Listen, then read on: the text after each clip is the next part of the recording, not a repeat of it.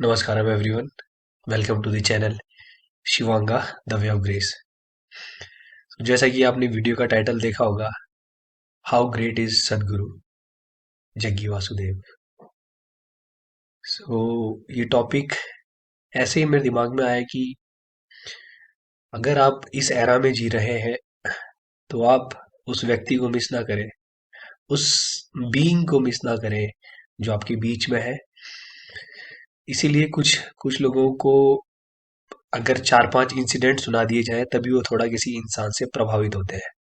हालांकि आजकल सदगुरु पूरी दुनिया में सेफ सॉइल कैंपेन चला रहे हैं और 100 दिन की जो उनकी यात्रा है उसमें वो 30,000 किलोमीटर केवल बाइक पे चलेंगे, जो खुद चलाएंगे। और बाकी जब एक जगह से दूसरी जगह फ्लाइट में जा रहे होंगे तो वो भी जर्नी, वो जर्नी तो कंसिडर करी ही नहीं जा रही है। सो ये तो बहुत सारी ऐसी चीजें हैं कि उन्होंने प्रोजेक्ट ग्रीन हैंड्स चलाया, नदी बचाओ अभियान चलाया, ऐसे बहुत सारे अभियान वो लगातार चलाए जा रहे हैं और उसके लिए इन्हें अनेकों अवार्ड्स भी मिले हैं। पर ये अवार्ड्स तो कोई आम इंसान भी अपने काम के बलबूते ले सकता है। पर ऐसी क्या खासियत है जो उनको, मैं उनकी ग्रेटनेस की बात यहाँ पर कर रहा हूँ। सो आपने श्री रामकृष्ण परमहंस का नाम जरूर सुना होगा। विवेकानंद का तो सुना ही होगा। विवेकानंद के जो गुरु थे उनका नाम था श्री रामकृष्ण परमहंस। और ये कहा जाता है कि श्री रामकृष्ण परमहंस जो थे वो माता काली के भक्त बोलो या माता काली से काफी प्रभावित थे। और जो भी है वो कहते हैं कि जो भी चीज़ें वो डेडिकेट करते थे वो माँ काली को ही डेडिकेट करते थे।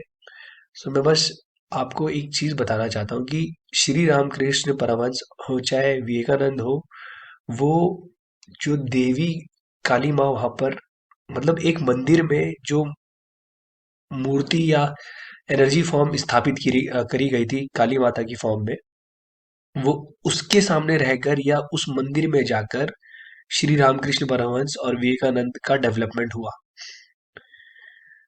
वहां पर मंदिर पहले से क्रिएट किया होगा किसी और ने, मेरे को मालूम नहीं है। श्री रामकृष्ण परमहंस के जो गुरु थे वो थे तोतापुरी। सो उसके बाद जब श्री रामकृष्ण परमहंस काली माँ की में ही खोए रहते थे तो तब तोतापुरी ने उन्हें आकर उनके सिर को कुछ काटा था किसी चीज से, तब उनको सत्य की अनुभूति हुई थी। सो रामकृष्ण परमहंस हो चाहे विवेकानंद हो, ये एक मंदिर में गए और मंदिर जाते थे जहां पर माँ काली का एक एनर्जी फॉर्म पहले से क्रिएटेड था। अगर अब मैं सदगुरु जग्गी वासुदेव की बात करूं, उन्होंने लिंग भैरवी देवी क्रिएट करी है।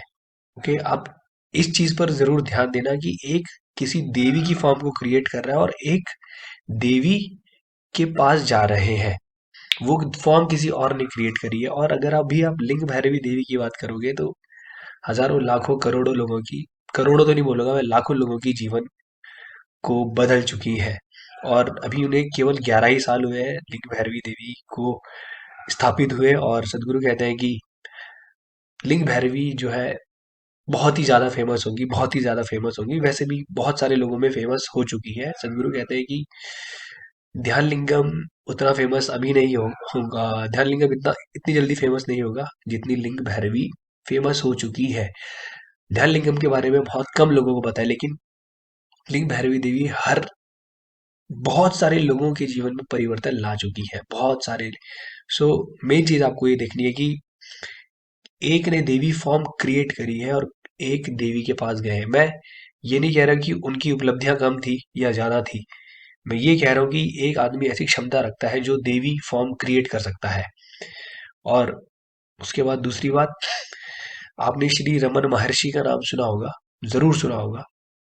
अगर नहीं सुना तो आज जाकर सर्च कर लेना, यूट्यूब सॉरी गूगल पे सर्च, यूट्यूब, जहाँ भी आप सर्च करना चाहते हैं।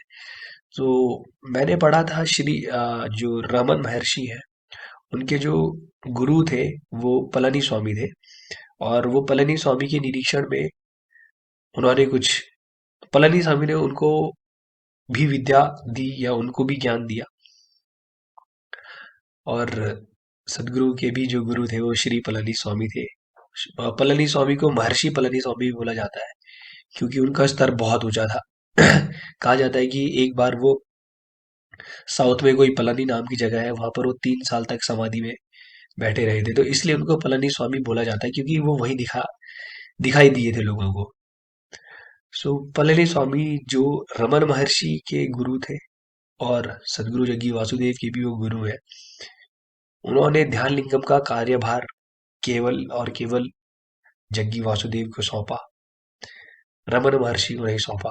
मतलब ये मेरा एनालिसिस है, मैं किसी को छोटा या बड़ा नहीं बताना चाह रहा हूँ, बट मैं आपको ये बता रहा हूँ कि आपके सामने एक व्यक्ति ऐसा है जिसको दूसरे जो गुरु भी रहे हैं, उन उनके गुरु ने वो काम उन्हें नहीं सौंपा, सदगुरु जग्गी वासुदेव को सौंपा। और ध्यान लिंगम धरती पे स्थापित करने का मतलब है कि आपने साक्षात शिव को एक जगह पर बिठा दिया है। ऐसे बहुत सारे एग्जाम्पल हैं। जनरल एग्जाम्पल, कुछ और एग्जाम्पल देता हूँ, खैर ये तो बड़ी बड़ी बातें हो गई। एक बार की एक महिला की मैं कहानी सुन रहा था। वो उनको बच्चा नहीं हो रहा था, काफी समय से उनकी ये इच्छा थी कि वो माँ बने, लेकिन वो माँ नहीं बन पा रही थी। 2-3 साल बीत गए। सो उनके अंदर एक इच्छा थी, और वो सदगुरु से काफी प्रभावित थी। तो कहती है कि मैं आ, जहाँ पर हवाई जहाज उतरते एयरपोर्ट गई थी, वहां पर सदगुरु दूर खड़े थे, और सदगुरु ने बस पलक झपकाकर मुझको आशीर्वाद दिया। केवल पलक झपकाकर ही आशीर्वाद दे दिया, और वो कुछ समय बाद माँ बन गई। बहुत सारे लोगों को ये लगेगा कि फालतू की बातें हैं, जो साइंटिस्ट अपने आप को समझते हैं या ज्यादा ही टेक्निकल समझते होंगे, उनको ये बात पचेगी नहीं, क्योंकि वो जो किताबों में लिखा है केवल उसे समझते हैं कि केवल वही साइंस है। बट ऐसी बहुत सारी चीजें हैं जो लोगों के परे है। मैं बताता हूँ कि ये केवल सदगुरु की बात नहीं है। मैं बाबा महेश्वर नाथ नाम के श्री एम के जो गुरु थे, बाबा महेश्वर नाथ, उनके पास एक बार एक महिला आई थी जिसे पेट पेट का अल्सर था, कैंसर था पेट में, और डॉक्टरों ने बोल दिया था तुम ज्यादा दिन टिक नहीं पाओगी, और वो पानी भी पीती थी तो उल्टी हो जाती थी। तो बाबा महेश्वर नाथ ने उस महिला को कुछ ब्रीदिंग टेक्निक दी थी, केवल सांस लेने की कुछ चीज सिखाई थी, और उसके बाद वो 1-1.5 महीने में वो फुली रिकवर हो चुकी थी। तो जो चीजें आपको नहीं मालूम, इसका मतलब ये नहीं है कि वो चीजें हो नहीं सकती। सो ये एक और एग्जाम्पल था। एक एग्जाम्पल और बताता हूँ कि एक बार आश्रम में,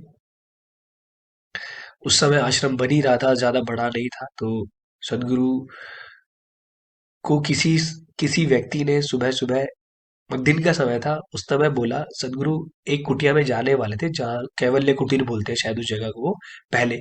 तो उस कुटिया में जाने वाले थे, तो उससे पहले किसी ने सदगुरु के सामने ऐसा बोला था कि बहुत दिनों से बारिश नहीं हुई और गर्मी का स्तर बहुत बढ़ रहा है।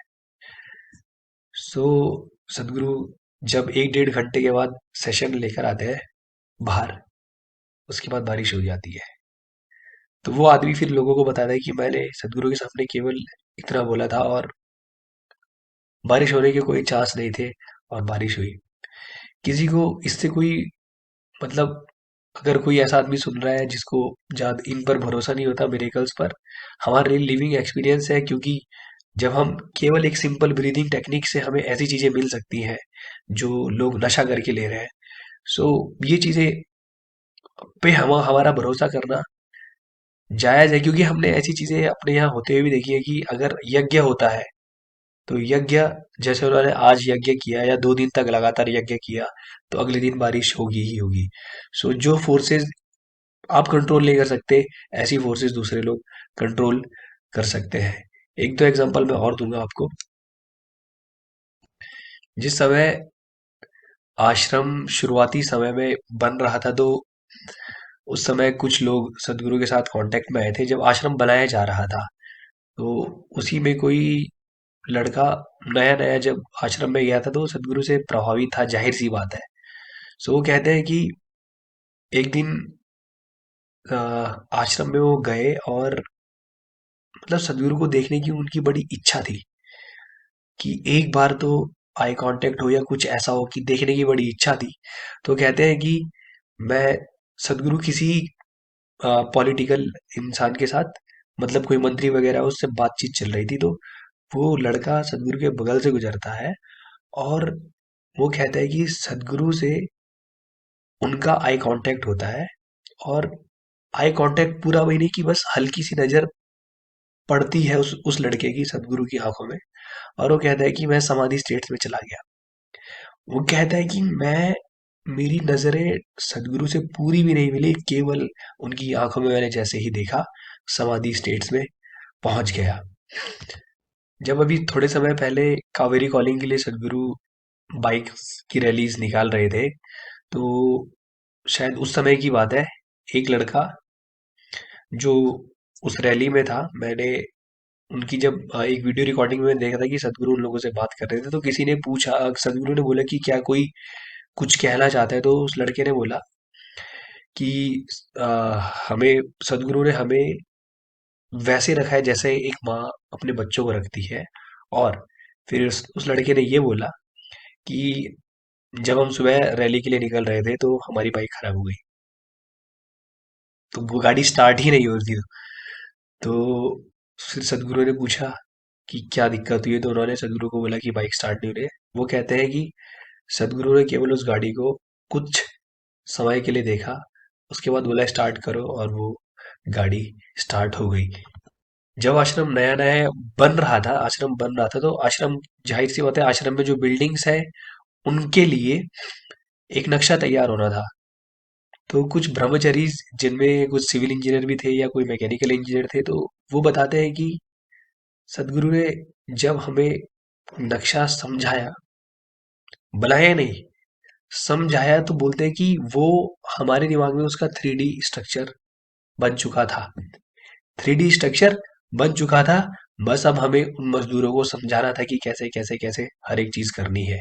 यानी ये डायरेक्ट ट्रांसमिशन एक तरीके से हुआ, जिसके लिए आपको ना कुछ लिखने की जरूरत है, कुछ डायरेक्टली आपके अंदर फीड कर दिया।